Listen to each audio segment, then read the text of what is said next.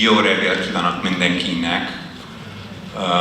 Mielőtt elkezdjük, két dolgot akartam elintézni, vagy kérni. Az egyiket a Marian már elintézte, hogy ugye, hogy tegeződhetünk. Igen, nagy, yes we can. Igen, örülök neki. A második, hogy ugye, hogy ne beszéljünk az amerikai politikai helyzetről. Jó, ezt kihagyjuk, mert attól rosszul leszek. Na, ahogy már kiderült, a magyar nyelv nem az első nyelvem, és nem is az első idegen nyelv, amit tanultam, és nem a második, nem a harmadik, nem a negyedik, már nem tudok számolni eddig. Eddig hát sorrendben körülbelül szerintem a franciául, japánul, vagy görögül, franciául, görögül, kínaiul, japánul, németül, és aztán magyarul tanulgattam. És nekem minden nyelv egy kaland. És minden kalandban volt egy csomó élmény, lecke. Közben kitaláltam trükköket is. És ezek a leckék erről szólt, hogy egy ember hogy tud nyelvet tanulni hatékonyan. Legalább én hogy tudok nyelvet tanulni. És nekem nagyon fontos volt, és hasznos volt, nem csak tanulóként, hanem nyelvtanulóként, tanulóképző tanulóként, tankönyvíróként, és remélem, hogy valamennyire hasznos lesz nektek is. De mielőtt elkezdjük vagy inkább kezdjük egy játékkal, illetve 3 találós kérdéssel. Első kérdés. Képzeld el, hogy valahol vagy a világon, valahol mindegy, hogy melyik országban, és kimész és állsz az úttest mellett, és kiteszed a hüvelykujjad, megáll az autó, sofőr letekeri az ablakot, és valamit kérdez. Mit kérdez? Mindenki mondod, hova mész. Igen, hogy hívnak. Igen. Valószínűleg, ez nem tudni biztos, valószínűleg azt kérdezi, hogy hova mész, és nem kérdezi, hogy hívnak, vagy mekkora a cipőd, vagy mivel foglalkozol. Ez az első kérdés. Második kérdés. Egy házban, meg egy nagy lakásban nagyon sok szoba van. Van nappali, hálószoba, fürdőszoba, konyha, étkező, WC, fürdőszoba, spájz, kihagytam valamit? Van még, nem tudom, padlástér, pince. Jó, akkor ez a kérdés, hogy melyik szobában lehet a leghatékonyabban nyelvet tanulni. Van valami ötlet? Mi a röhögtek? Mi a vét? Tessék? Hálószobában? Nem kérdezem, hogy miért, de ha hajlandó vagy megmondani majd a szünetben, más ötlet? Nincsen. Jó. A konyhában, oké, az is lehet. Nincsen milyen rossz válasz. Akkor a harmadik kérdés. Még el kell képzelni, hogy indulsz egy másik országba, ahol nem beszéled a helybeli nyelvet. És nem fogsz tanulni ebből a nyelvből semmit, mielőtt elindulsz, kivéve egy mondatot. Egy mondattal lehet elindulni, és ez a célod, amikor ott vagy a másik országban, hogy ott fogsz maradni egy ideig, és valamit szeretnél tanulni a nyelvből. És azért fontos kitalálni valami mondat, ami ebben hasznos lesz. Mi ez a mondat? Hogy mondják ezt azon a nyelven? Hogy mondják Aha, az is lehet, igen, például az lehet, más ötlet? Aha, köszönöm. Hol van? Aha, érdekes. Igen, tessék? Nem beszélek, igen. Ez vicces, mert amikor először utaztam Európában, és én csak ezt tanultam minden nyelvben, hogy io non parlo italiano. Ezt tökéletesen tudtam mondani. Ez a baj, hogy nem hitték el, miután mondtam tökéletesen, hogy nem beszélek olaszul, akkor ez, igen. De majd ki fog derülni, hogy én hogy válaszolnék erre a kérdésekre.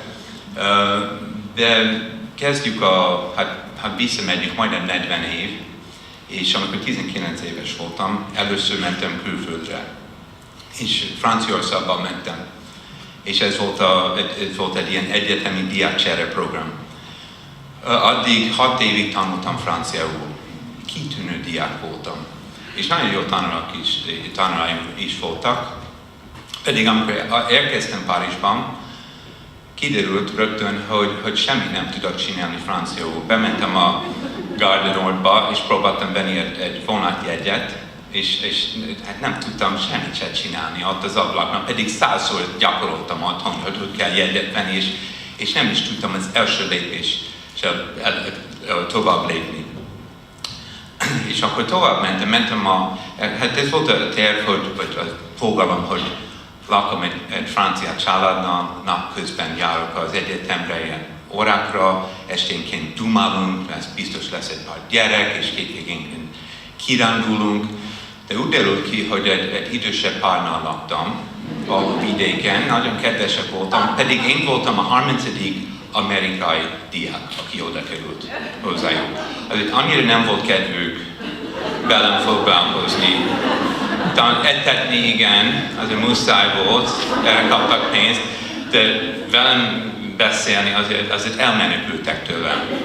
És úgy nekem, mint 19 évesen nem volt nekem kivel beszélni, semmilyen nyelven. Nagyon félünk, én fájdalmasan félünk, 19 éves gyerek voltam, és elég rövid időn belül beleestem egy mély depresszióban.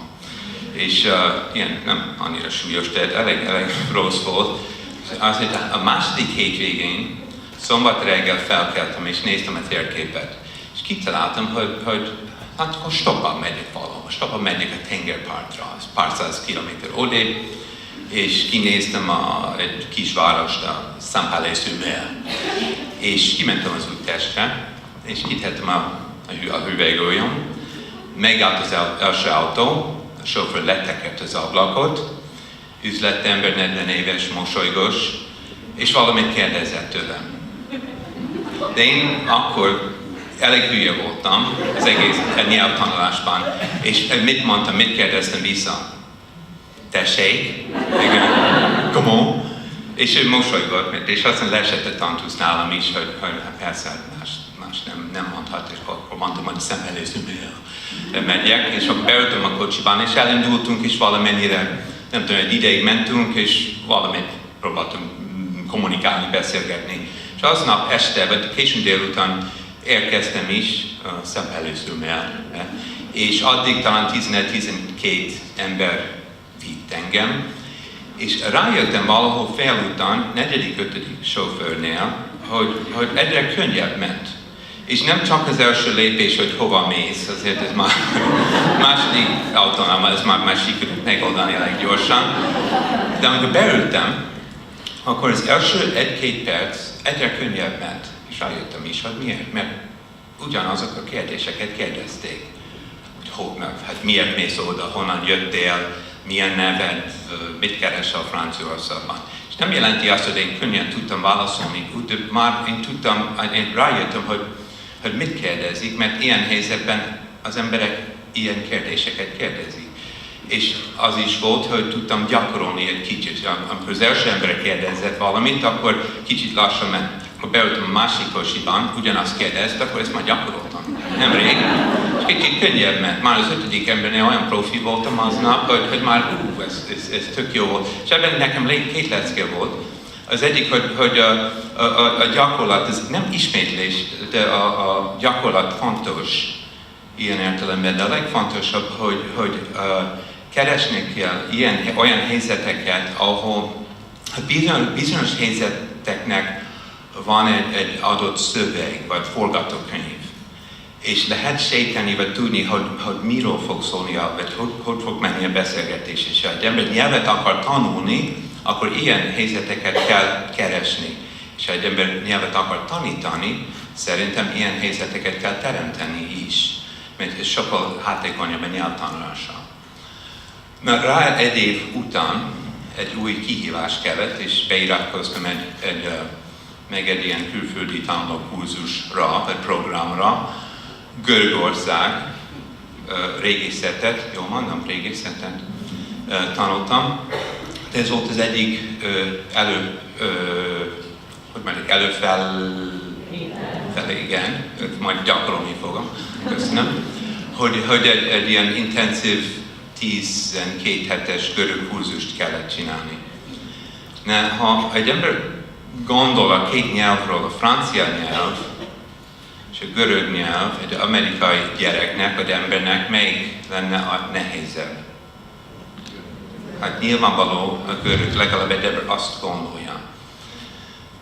Pedig amikor miután 12-ig tanultam, és nullaból, repültünk Athénba, és a reptéren beültem egy taxiban, és ültem elő a sofőr mellett, és egy fél óra volt az út befelé a városba, és végig dumáltam a sofőrrel. És kényelmesen, és biztos nem beszéltem szépen, de érthetően, és nagyjából azt tudtam mondani, amit akartam.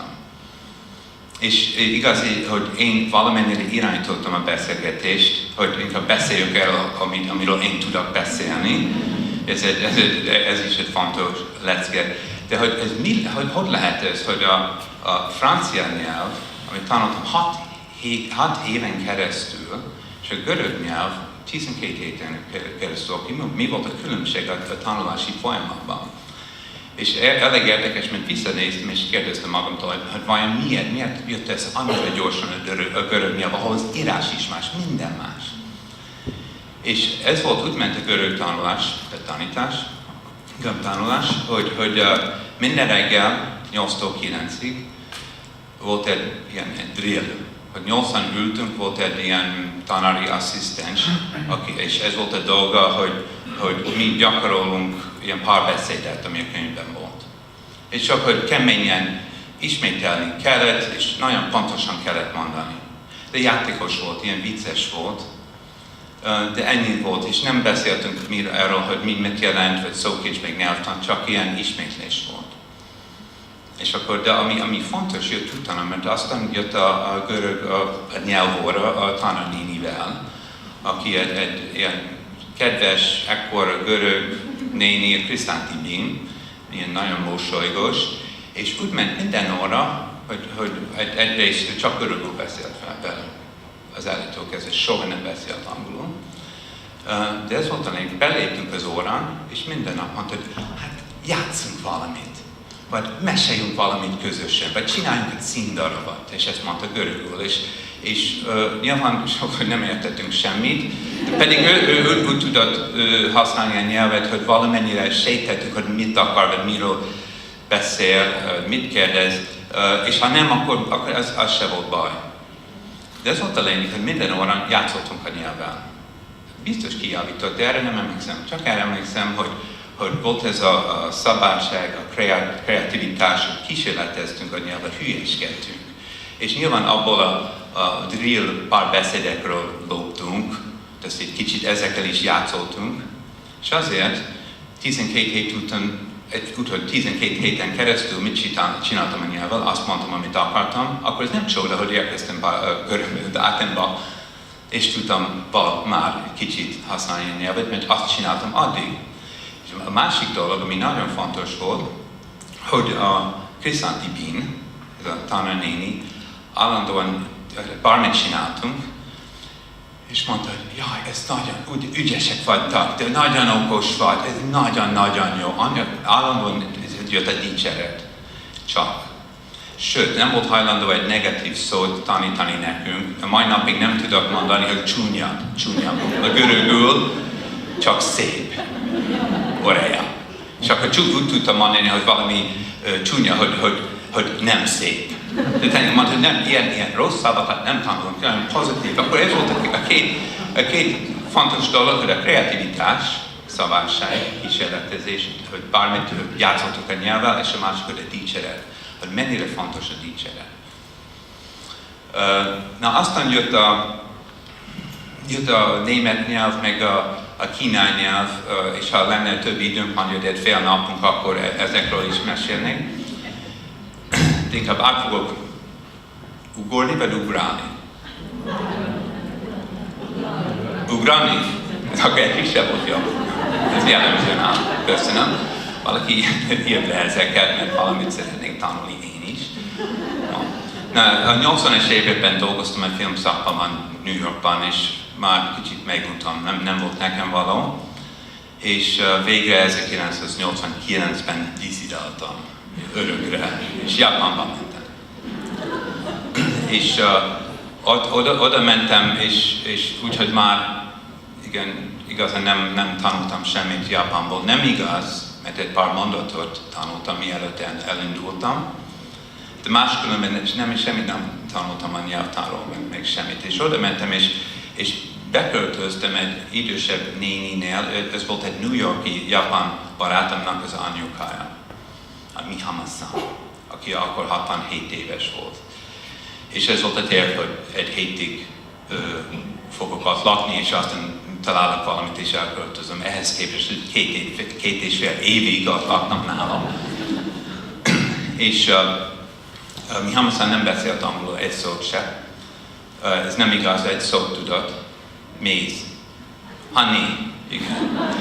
És igazán nagyon sokat nem lehet csinálni ezzel a szóval. Yeah, honey. Pedig nagyon jó jöttünk ki egymással, ilyen nagy mosoly, és már a harmadik vagy negyedik este, ez volt a nyár elején, nagyon meleg nyár volt, hazajöttem, és hazahoztam egy pár sört. Kiderült, hogy Mihama-san az életében soha nem ívott sört. És akkor leültünk, és emlékszem erre az első pillanatra, amikor kóstolta az első pontyot, és mondta, hogy oishi.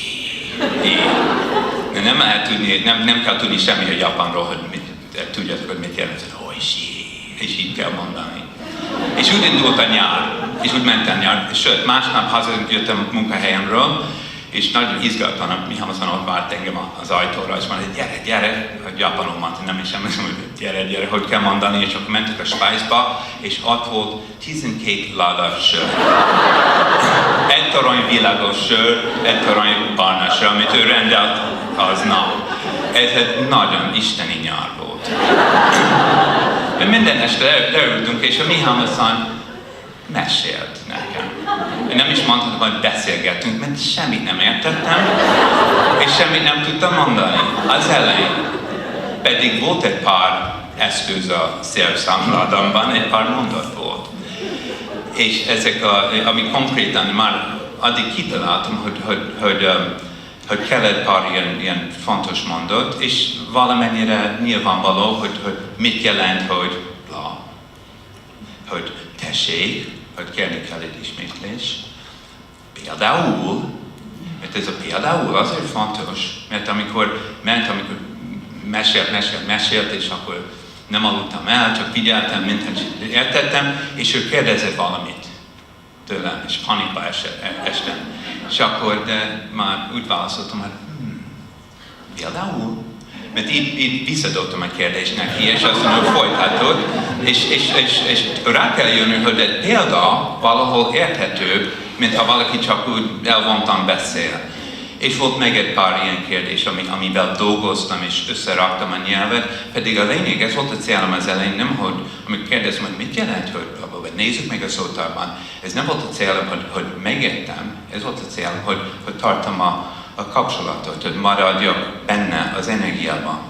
Mert ha kiléptem volna, ha elaludtam volna, akkor mit fogok tanulni japán nyelvről?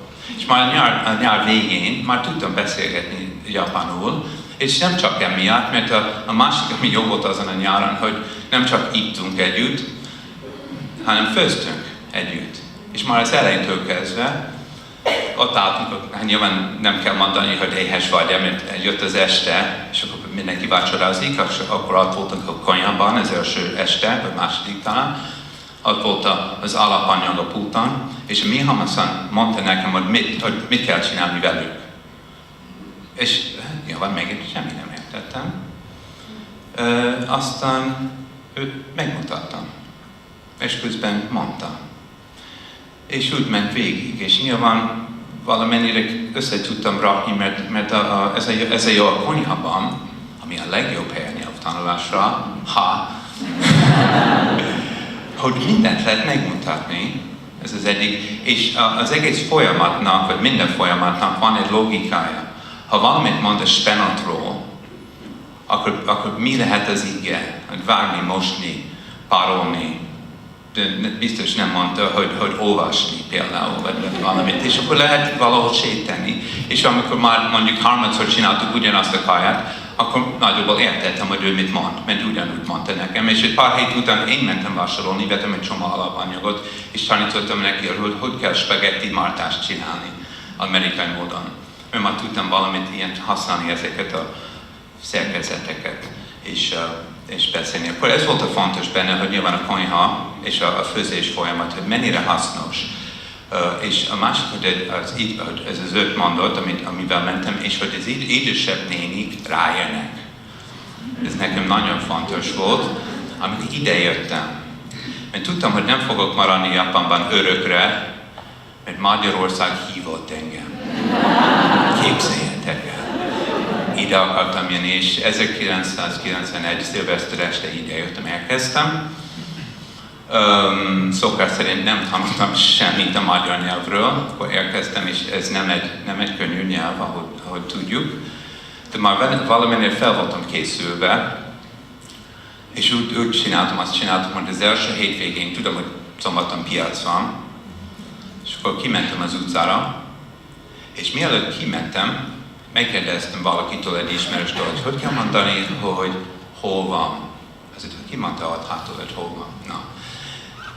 Oké, nem. Akkor hol van? És a másik, hogy már észrevettem, hogy az emberek, amikor szólnak valakinek, pincérnek, vagy valakinek, azt mondják, hogy elnézést, vagy akkor meg volt a 3-szor elnézést, és hol van, bla. És kimentem az utcára, és kérdeztem valakitől az első, hogy mondjuk, elnézést, hol van Moszkva tér?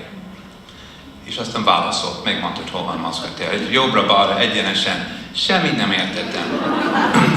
De ez nem igaz, mindent értettem, mert tudtam, hogy hol van Moszkva tér. És ez volt a trükk benne. Olyat kérdeztem, amire már tudtam a választ. És nem csak egyszer, hanem 5-ször, mert már elment az első ember, és akkor, amikor már nem láttam, akkor elnézést, hol van Moszkva tér?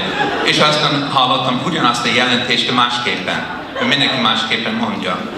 És én csak úgy csináltam, mintha értettem. Néha használtam ezt a vízhangtechnikát, hogy amikor vízadom, balra, fogom, hogy nem tudom, igen, áruház. És a végén, mert ez volt a fontos, hogy bennem maradjak az energiaban, és a beszélgetésben, és a végén már, hát minden szombaton 5-6 embertől kérdeztem, hogy hol van Moszkva tér. De aztán, hogy szombaton reggel, és kell egy pár idősebb néni, akivel gyakorolom a nyelvet, akkor piac, ugye? És a régi Fény utca, meg Szénatéri piac, ha emlékszel, isteni volt, teljesen más volt, mint most. És volt egy rész, mint most is van, de meg más volt, ahol a falusi emberek voltak, mindenféle, és inkább nénik voltak, mindenféle ilyen üveges, ezzel meg azzal, a lecsó, lekvár, nem tudom mit, most tudom mit, de akkor nem tudtam mit. És akkor ezzel a mondattal mentem ki először, hogy mi ez. És akkor kimentem a piacra, és akkor mondtam, hogy láttam az üveget, és a nénik már örültek neki, hogy ott van talán egy vevő, vagy valaki, aki mosolyog szintén, és mondom, hogy jó napot kívánok, mi ez? És válaszoltam. És úgy csináltam, mint helyettem. És aztán a következő héten kimentem, és meg egy-két mondattal, hogy mi van benne, hogy kell vele főzni. És ezzel is tudtam valamennyire összerakni a nyelvet, mert nem figyeltem tudatosan a nyelvtanra, hagytam működni ez a belső rész, amivel születünk, amivel tudunk nyelvtant is tanulni, és már valamennyire összejött a magyar tudásom, és valamennyire tudok kommunikálni magyarul, mert ez volt a célom. Nem tudom, hogy mi a következő nyelvkalandom, de az biztos, hogy fel leszek készülve erre a kalandra, és az is biztos, hogy olyan sok helyzetben leszek, ahol nem értek semmit. És aztán mi van? Valahol kezdeni kell. Köszönöm szépen!